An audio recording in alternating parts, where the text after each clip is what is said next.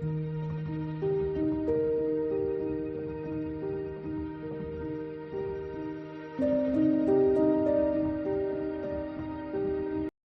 Everyone, मेरा नाम है खुशी और आज का जो हमारा टॉपिक है वो है वेपर प्रेशर। ये हमारे चैप्टर सॉल्यूशन जो फर्स्ट है उसका ये फोर्थ टॉपिक है। फोर्थ टॉपिक पर हम आ गए हैं जिसका नाम है वेपर प्रेशर। इसमें हमें दो चीजें पढ़नी है, first is liquids in liquid and second is solids in solid. तो वेपर प्रेशर में ये दो चीजें पढ़ने से पहले हमें ये पता होना चाहिए कि वेपर प्रेशर होता क्या है एक्चुअली में। तो हम एक सिस्टम कंसिडर करके चलते हैं। इसमें है वाटर मॉलिक्यूल्स, ठीक है, ये यहां तक। अब इसको जब हम हीट करेंगे, मतलब इसको हम बॉईल करेंगे, टेम्परेचर दे रहे हैं इसका मतलब हम, और तो जो ये मॉलिक्यूल्स हैं क्या करेंगे, कॉलिजन शो करेंगे आपस में। इनमें क्या होगा, कॉलिजन होगा, ठीक है, क्योंकि ये लाइटर पार्टिकल्स हैं, इजीली मूव कर सकते हैं।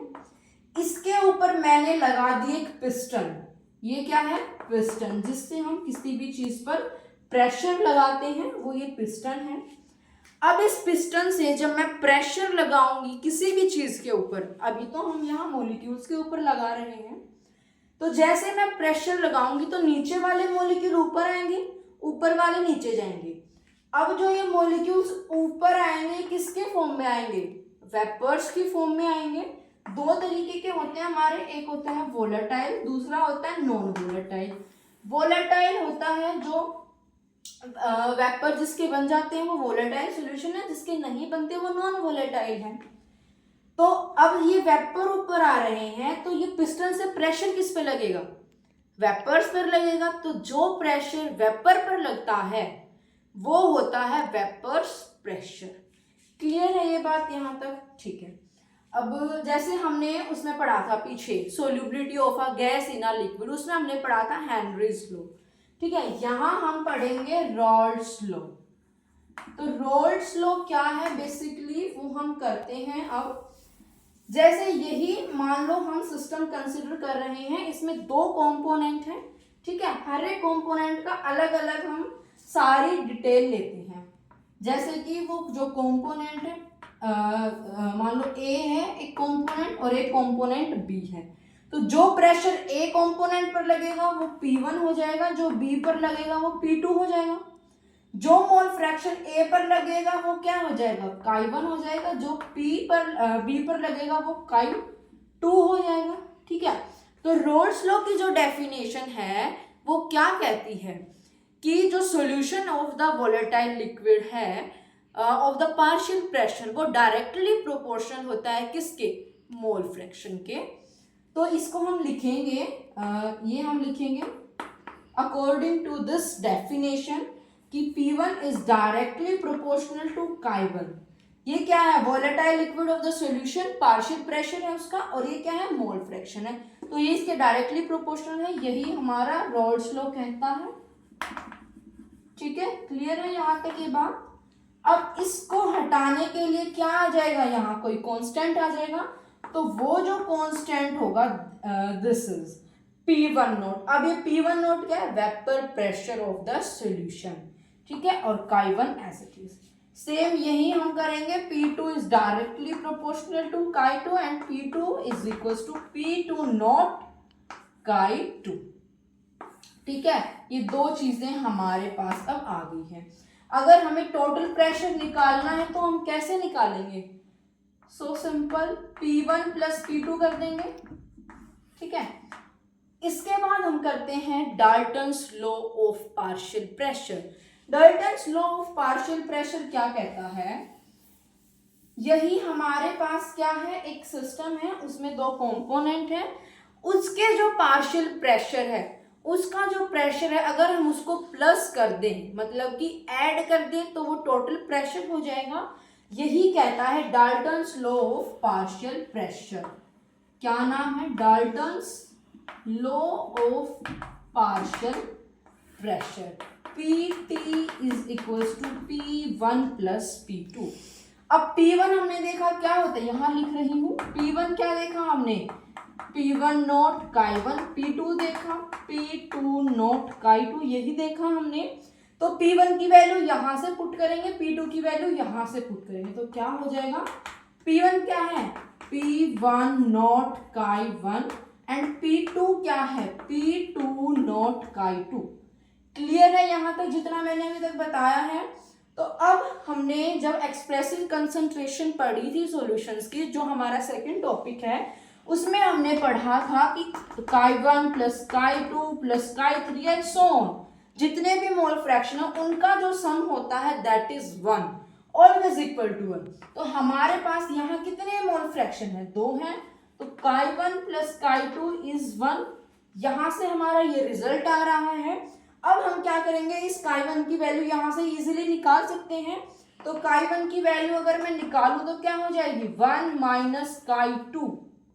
क्लियर है यहाँ तक। अब इसी वैल्यू को, मान लो ये इक्वेशन 1 है, इस वैल्यू को अगर मैं यहाँ पुट कर दूं तो हमारी अनदर वैल्यू आ जाएगी पी टोटल की, तो वो देखते हैं। तो P1 नोट हम एज इट इज रखेंगे, x1 की वैल्यू यहाँ रखेंगे 1 माइनस काई 2, ठीक है, और P2 नॉट काई 2 एज इट इज।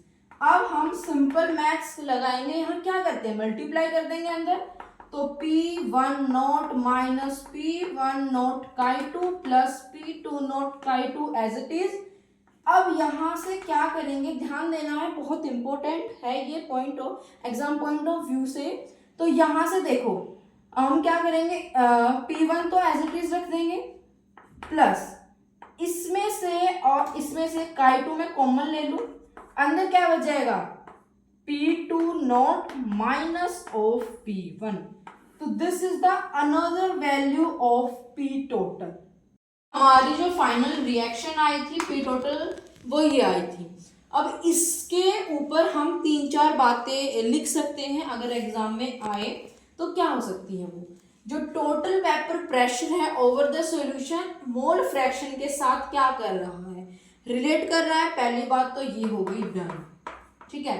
दूसरी बात क्या, कि जो टोटल वेपर प्रेशर है over the solution mole fraction के साथ कैसे वेरी कर रहा है, लीनियरली वेरी कर रहा है, तो दूसरी बात हो गई ये।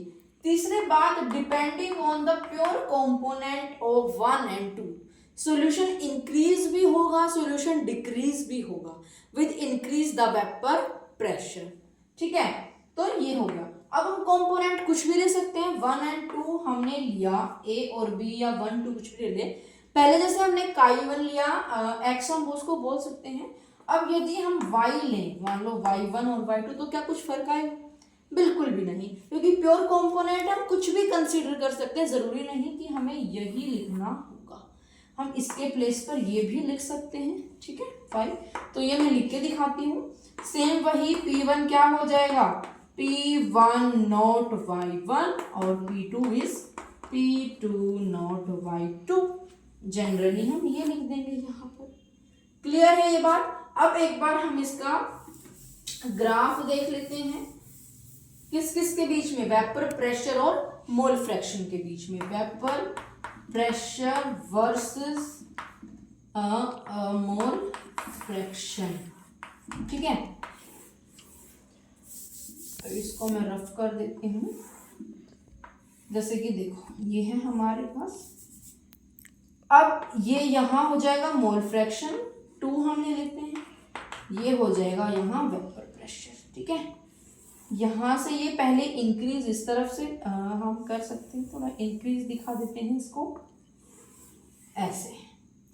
डिक्रीज दिखाने के लिए यहाँ कर देते हैं, डिक्रीज दिखाने के लिए थोड़ा सा इसको ऐसा कर देते हैं, फिर ये ऐसे जाएगा। क्लियर है। अब ये हमारा फर्स्ट यहाँ लिख देते हैं, ये second and this is the third phase. ये हमारा देखो x1 और 2, 1 एंड 2। यदि मैं यहाँ इसको 1 कंसिडर करूंगी तो 0, इसको 0 करूंगी तो इसको मैं 1 करूंगी, ठीक है। ये मोल फ्रैक्शन है, वेपर फेज है। अब दिस इज P1 एंड यहाँ हम हो जाए, यहाँ हमारा हो जाएगा P2। तो ये P टोटल क्या हो जाएगा, P1 प्लस P2, और this is P1 not and this is P2 not. तो ये हमारा इस इक्वेशन से आया है कंप्लीटली। ठीक है, ये याद कर लीजिएगा, दिस इज इम्पोर्टेंट। और ये इसका ग्राफ है। बाकी हम 2-3 ग्राफ और आगे देखेंगे, आइडल नॉन आइडल वगैरह जो भी होगा वो देखेंगे आगे। इसके बाद हम बात करते हैं, हमने 2 चीजें पढ़ी, एक पढ़ा हमने हेनरी लॉ पहले, उसमें था ये, ठीक है, और एक हमने पढ़ा अभी क्या क्या पढ़ा हमने, रोल्स। तो ये 2 पढ़े। नेक्स्ट टॉपिक जो हमारा वो आता है कि Raoult's law as a special case of Henry law. इसका मतलब क्या है, इसमें कोई सिमिलैरिटी और कोई मेरे को वो बताओ। एक तो सिमिलैरिटी अगर हम देखें क्या होगी, और एक इसमें डिफरेंस क्या होगा, तो वो देखते हैं। सिमिलैरिटी तो क्या है, दोनों ही मोल फ्रैक्शन के डायरेक्टली प्रोपोर्शनल है। डिफरेंस क्या है, दोनों का कांस्टेंट, एक में वेपर प्रेशर है, दूसरे में हेनरीज कांस्टेंट है। तो यही इसका क्या है, एज अ स्पेशल केस है हेनरी लॉ का रोल्स लॉ। क्लियर है ये भी बात? ठीक है भाई। हमने शुरू में मैंने बोला था कि वेपर प्रेशर में हम 2 चीज पढ़ेंगे। पहला पढ़ेंगे लिक्विड इन लिक्विड एंड दूसरा पढ़ेंगे सॉलिड इन लिक्विड। वो मेरे से ना थोड़ी मिस्टेक हो गई है, सॉलिड इन सॉलिड नहीं होता, सॉलिड इन लिक्विड होता है, ठीक है। तो ये हमारा टॉपिक डन हो गया है। अब हम बात करेंगे इसकी, सॉलिड इन लिक्विड की।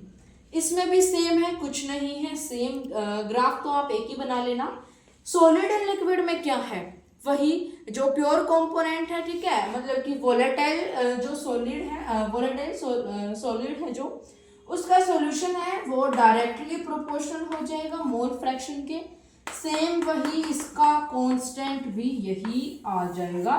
तो यही हमारा इसमें सॉलिड इन लिक्विड। इसमें एक और बात है कि यदि ये नॉन वोलेटाइल सॉल्यूट इसमें प्रेजेंट हो, अगर नॉन वोलेटाइल इफ सॉल्यूट अगर प्रेजेंट होगा, तो जो वेपर फेज है वो सॉल्वेंट कैसा हो जाएगा, वोलेटाइल। तो ये हमारा ऑल अबाउट है वेपर फेज के बारे में, ठीक है।